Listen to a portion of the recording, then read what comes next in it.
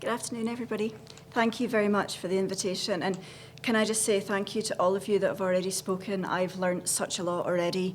And we're also on this journey of integrating lived experience, but I've really picked up some great learning tips that we will be taking forward at MND Scotland. So thank you. Those of you that are familiar with MND Scotland may realise that we have a bit of a different look on the screen. I'm quite excited because not only is this the first real people conference I've been to in a while, it's also the first one with our new branding. So that's why we look slightly different. The cornflower that we used to have has gone, and we've replaced it with the hand of support with our tagline of making time count, which is what we're all about at MND Scotland. And I'd actually just like to start off by saying thank you to Dodie and Ewan MacDonald for their introduction there. So, a few facts. What is motor neuron disease? You've heard from Dodie and Ewan there. It's a rapidly progressing neurological condition. An average life expectancy post-diagnosis is on average 18 months, but it does vary. Everybody's experience of MND is very different, but people may lose the ability to walk, to talk, to speak, to eat unaided. There's no substantial treatment nor cure currently, and at any one time there are 400 people living in Scotland with motor neuron disease, and there's a 1 in 300 lifetime risk of contracting it. And I hear a lot from people that say, but I don't know anybody with motor neuron disease. How is that possible? Sadly, that is down to the prevalence and the fact that this is so rapidly progressing that people do die very quickly after diagnosis. So just a whistle-stop tour of what MND Scotland do. MND Scotland are unique in that we are the only charity in Scotland that are privileged to provide direct support to people with motor neuron disease, their friends and their families. We provide practical, financial and emotional support. We invest in cutting-edge research, and you'll hear a bit more from Savanka about that as well. We campaign, like many of you in the room, for the best possible outcomes. And we also fundraise so that we can continue to do the work that we do. I wouldn't be here today without the support of our fantastic fundraisers that go out and do ridiculous things, sit in baths of baked beans and trek the Himalayas and all of these kinds of things. So I really just wanted to mention that as well. We really appreciate the support. So I came in as a chief exec of MND Scotland last year from the dark side of the corporate world. And at that time, it was MND Scotland's 40th anniversary, so it was a great opportunity for us just to pause and think about where we'd come in the last 40 years and where we wanted to go in the future. And just really have a rethink about how we wanted to take the charity forwards. And so in June this year, we launched our new strategy, Making Time Count, and you'll see it's so important to us that it is the tagline on our main branding you saw on the first slide.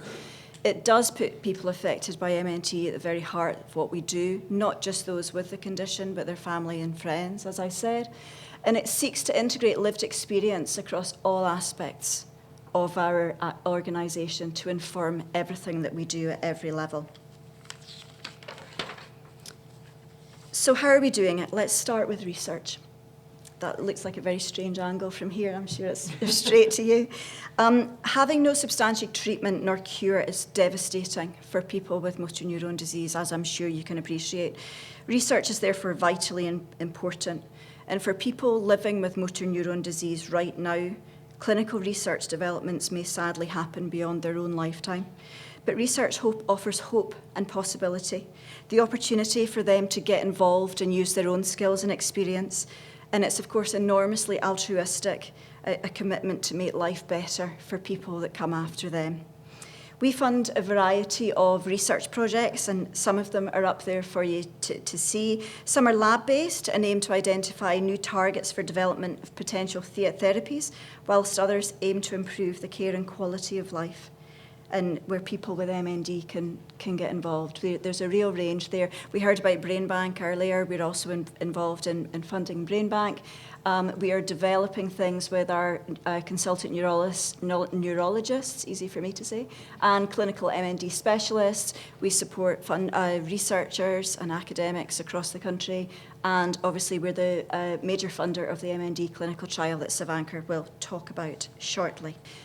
MND affects every part of a person's life. And so to make sure that we're looking at and offering the right support and funding the right things, we're starting to involve people right across the organisation in policy and campaigning, including social research, in co-designing services where people who've been affected by particular issues can take part, and in reviewing and shaping everything that we do, including what research we fund. As an organisation, we're in the real early stages of this. It's new for us, and as I doubt I need to tell you, it's incredibly important, and many of you have talked around that this morning. We're constantly listening and learning, and so I'm sure there are things that, as I go through, you might think, oh, you're missing this, you're missing that. I would really love you to come and speak to me about that. And Gabrielle King, who's at the back of the room now and is manning our stall later on, she is our involvement lead on this, so we'd be really delighted just to do a bit of networking with you on things that we can take on board. In terms of scientific research, we've started to involve people in our peer reviewing funding applications. It's relatively new, but we've already learned an enormous amount about this, and it's enabled us to bring in different perspectives when we're thinking about how we take this forward in terms of assessing suitability and making funding decisions. Recently, for example, one peer reviewer asked that post-study support is included for those who are recruited and also those that can't take part. We've also come to recognise the need to support the emotional labour that's involved in peer reviewers. And so that got us thinking not only about what the kind of debriefing package we offer looks like, but also how we can recognise and build and support throughout the whole process. We're also often asked to support research studies with recruitment, and we were very aware that this can become burdensome for people taking part. So we've put in place a formal process to ensure that research studies are accessible, will accommodate the needs of people with MND, don't overburden them, and will also ensure that those taking part get updates and outcomes. And that's really, really critical for us, because for those living with this disease, it sadly means that they may not still be with us at the end of the study. And so it's really, really important that they get feedback as they go through. For any research that we fund, such as our PhD studentships, a version of this form can also be completed at the point of application so that we can actively support awardees to involve people right from the outset. Talking research in a broader sense and considering how we involve people in our own research, we're currently undertaking a project completed in whatever form is accessible for people to establish what matters most. And we're doing this across Scotland and also Ireland in conjunction with the Irish MNDA. While we've always asked people what they needed, we're now making it a formal and fundamental part of what we're doing and giving it its important proper recognition going forwards. The questions for the work were discussed with and reviewed by people with MND, and the feedback's allowed us to better frame and focus elements of the study, making any data that we receive back more informative. And from there, we will be co-producing services such as our new bereavement support offering. An important reflection in doing this work and in our previous social research has been holding space to recognise that people are so much more than their diagnosis, and Mark alluded to that in his speech earlier.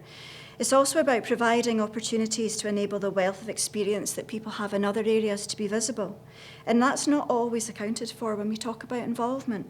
For example, we recently had somebody living with MND take part in our housing adaptations and accessibility study. And he initially came on board to talk about his own experience, but it then came to light that he actually had years and years of experience with building regulations, and we hadn't been aware of that. So it's about identifying these wider skills that people can bring that really, really inform the work that we do and make it even more powerful. For us, involvement is about meeting people where they are and holding space for them to contribute and be listened to.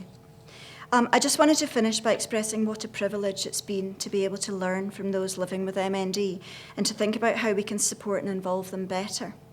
Involving people with MND has particular sensitivities, and my take home from doing this work is that our aim is always to be involved people in a way that's meaningful for them, and that will look very different depending on who it is that we're talking to. Some people may get involved in regular conversations and be able to actively shape and follow the development of particular conversations.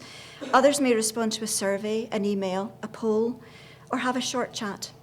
In the context of a rapidly progressing disabling terminal illness, it's never a matter of putting levels of involvement in hierarchy, but rather making space for everyone and meeting them where they are. Every contribution is valued and valuable, and they all matter. Thank you.